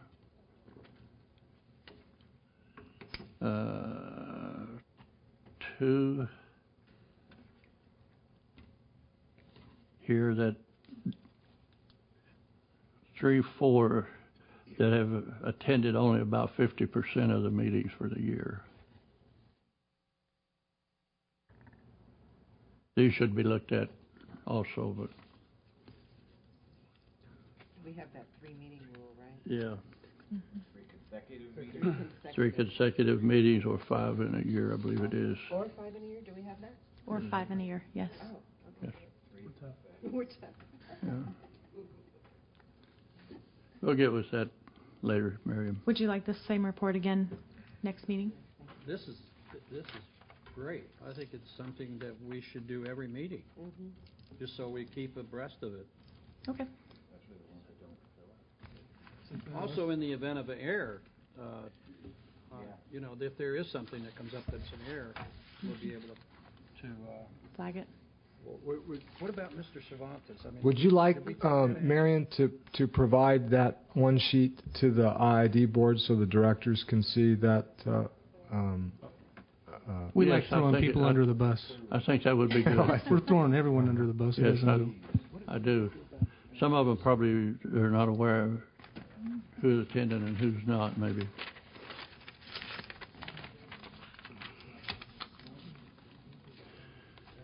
Okay. Anything else for Miriam while we're at it? Miriam, you have anything else? That's it. Thank you. Nothing for Miriam? Well, Does this exclude your special meetings? No, this is all the meetings. Okay. This is Can scheduled. you? Do you want me to flag the special meetings next time? Yeah, I'll do that. because those are excluded in the bylaws. Correct. Okay, moving right along. Mr. Coate, did you Special. bat while you was up there twice, or you want to bat again?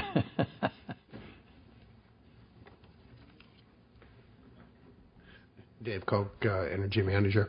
No, sir. I wasn't here last week, and so there is nothing to give you an update on. Okay, thank you. That brings us to members' comments. We'll start over here with Mr. Anderson. Thank you, Mr. Alsop. No comments at this time. I do have a comment. I was at the Salton Sea Symposium, and Kevin Kelly was there as a panel member. And I found out something about this man. He really has a great sense of humor. You were funny. It was good. But at any rate, my comment is that IID should be proud of you as an employee because I thought you represented them very well. Mm-hmm.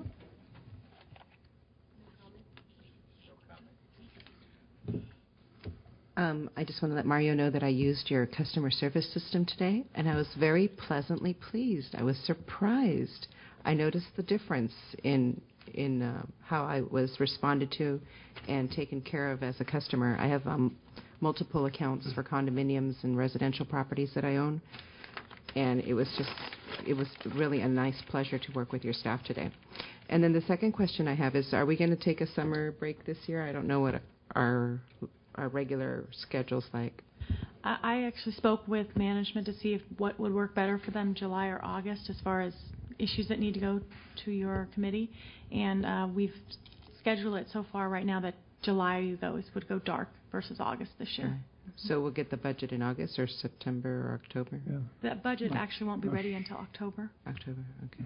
All right. Personally, I would like to see us meet all. Go dark for July. Yeah, go ahead.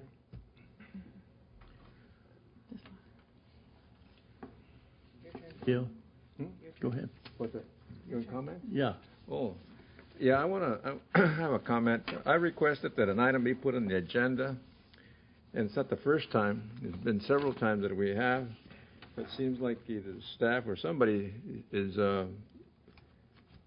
always ignoring our requests. This is not the first time we've been ignored. It seems to be a common practice among the Energy Department to forego the request when we request an item to be put on the agenda. I think last year where Brad was on the agenda, the chairman, we had several times that we had requested items and they never showed up.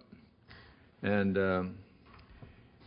they say that they have information at their fingertips, yet we can never seem to get it. Why? I don't know. It's either the committee be damned or what. Maybe we're just a nuisance for them. I don't know what the problem is. But I wish that our request would be honored once in a while. Thank you. Okay. Mr. Clough? My comment is Mario, I appreciate the report tonight. I thought it was thorough, comprehensive, and I felt very well informed when you finished. So thank you. Brad? Just the chairman's responsible for making sure that the agenda moves and those items get on.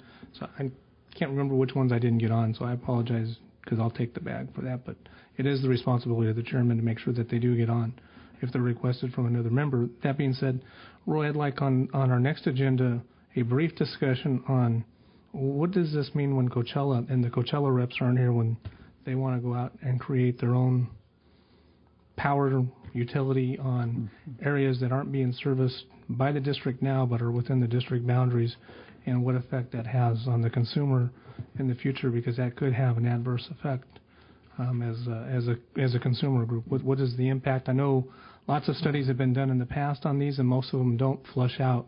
I just don't understand what they're doing and what the impact is to the consumer. This was discussed. I discussed it with Miriam this time.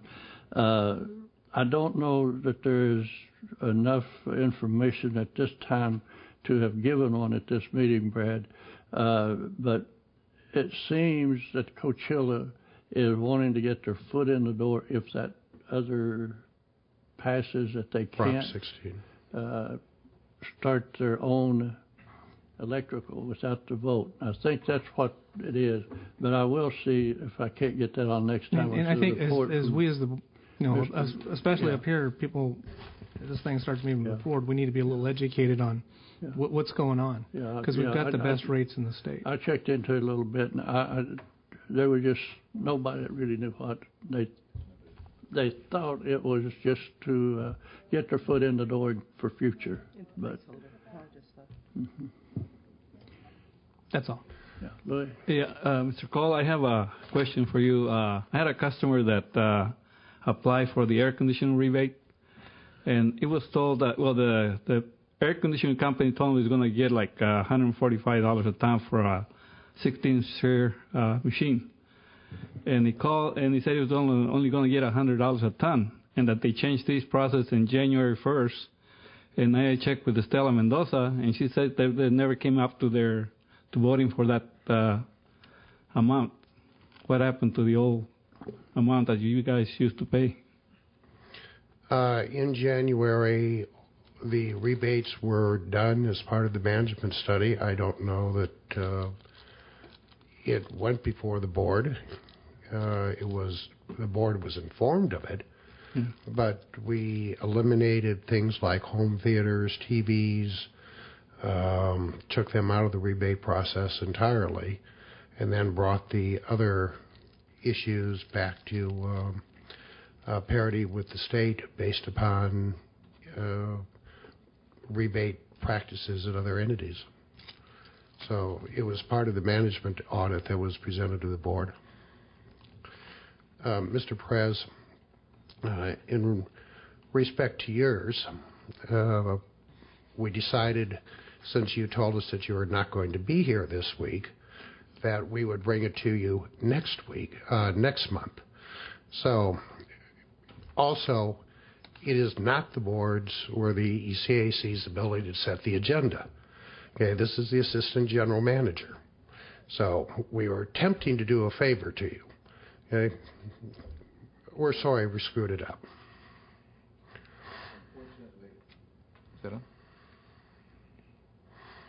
I don't know if it'll be July. We're going to go dark. Is that what you said? July. So that won't be till August. August. I'll be here. We are going dark. God willing, I'm still alive. And we will have it at that time. You won't have it? We will have it at that time. Well, Mr. Cole, this is not the first time. A while back, this committee requested that report be done quarterly. Which report? The report on the benefits, on the public benefit expenditures. But we seldom ever get it. That's why I requested it. And thank you for thinking about that. Not me not being here, but I mentioned the last time that I was going to be at the end of June, or the 11th of June is when I'm going to be not here. But I was going to make this meeting. But it's just frustrating that It's not the first time, Mr. Cole. I'm sorry to say that we've requested items, not me, but some other members, and we never seem to get any response for whatever reason.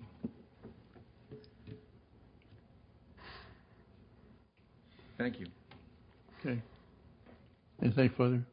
No, sir. No comment. No comment? Anybody else have anything? I have a question. August, we're going to be in El Centro. Does that mean September we're now going to start swapping the odd being El Centro, even months being in Quinta? I'm not touching that one. Yes. What you're saying, we're odd? Yes. Every other. Trying to keep you on an even keel. Oh, even, okay. Last year I didn't swap it. I tried to keep the calendar the same, and I got several complaints because we didn't fix the calendar. So this year I went ahead. I'm fixing the calendar so that we stay back and forth. So August is in Imperial. Yes. Okay. El Centro. So we are going dark in July. Correct. Okay. We got it. So September will be looking tougher. Back here. We'll be here in September, right? Right. Unless we move